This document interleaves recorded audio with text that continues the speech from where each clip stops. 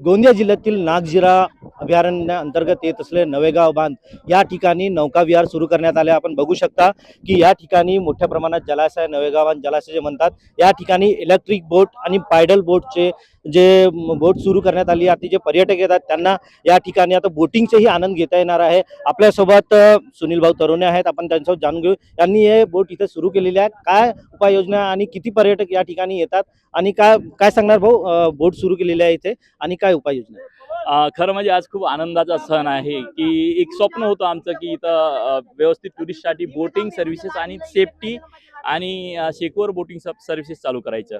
आम्ही जेव्हा ह्या पर्यटनाला सुरुवात केलं ते 2020ला आम्ही इथं पर्यटनाला सुरुवात केलं. हे नळेगाव नॅशनल पार्क खूप जुनं नॅशनल पार्क आहे आणि याच्यामध्ये मोठ्या प्रमाणात टुरिस्ट येत होते, पण मधातला पिरियडमध्ये 20 वर्ष थोडं टुरिझम टोटली संपत आलेलं होतं.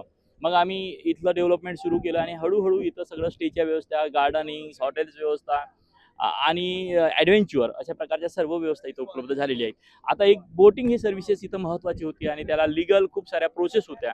त्या लीगल प्रोसेस झाल्यानंतर ही बोटिंग सर्व्हिसेस आज इथं सुरू झाली. आज आदरणीय प्रफुल्ल पटेल साहेब, आदरणीय आमदार बडोले सर, राजकुमारजी बडोले सर, आदरणीय खासदार साहेब आणि सर्व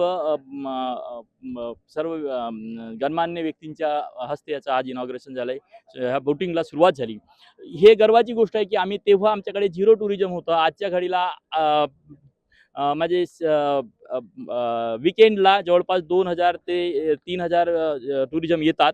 परंतु ह्या बोटिंग सर्व्हिसेस वाढल्यामुळे आजपासून टुरिझमला जवळपास 5000 वीकेंडला टुरिस्ट असतील आणि इथं सर्व स्टेच्या वगैरे व्यवस्था झाल्यामुळे MTDC आहे आमच्याकडे चांगल्या प्रकारे. हॉलिडे होम्स आहेत स्टेच्या, स्विमिंग पूलपासून सर्व व्यवस्था इथं उपलब्ध झाल्या आहेत आणि टुरिस्ट मोठ्या प्रमाणात येतात. एक खूप नैसर्गिक हे क्षेत्र आहे, निसर्गाने वेढलेलं आहे. पाहिलं की इथे जंगल सफारी पण, जंगल प्राणी पण मोठ्या प्रमाणात दिसतात. खूप मोठ्या प्रमाणात इथं प्राणी आहेत. मोठ्या प्रमाणात टायगरची संख्या वाढलेली आहे. जवळपास आता इथं 12 टायगर्स ह्या टायगर म्हणजे NNTR म्हणजे ह्या झोनमध्ये आहेत, आपल्या नायगाव झोनमध्ये. खोली गेटवरून आम्ही इथं जंगल सफारी, इथून 2.5 किलोमीटरवरती जंगल सफारी आहे. तिथं मोठ्या प्रमाणात वेगवेगळ्या प्रकारचे विविध प्रकारचे प्राणी पाहायला मिळतात. हरण आहे, चितळ आहे, सांबर आहे, बायसन आहेत, रानगवा ज्याला म्हणतो आपण.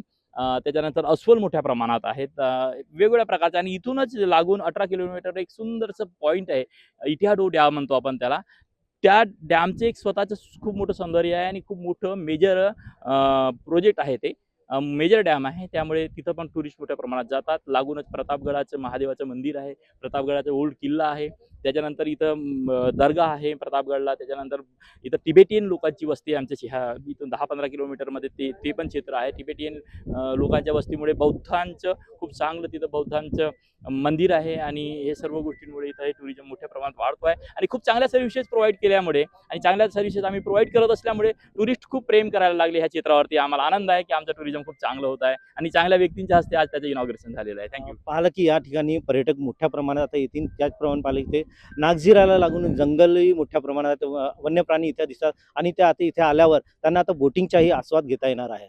रवी सपाटे, न्यूज 18 मराठी, गोंदिया.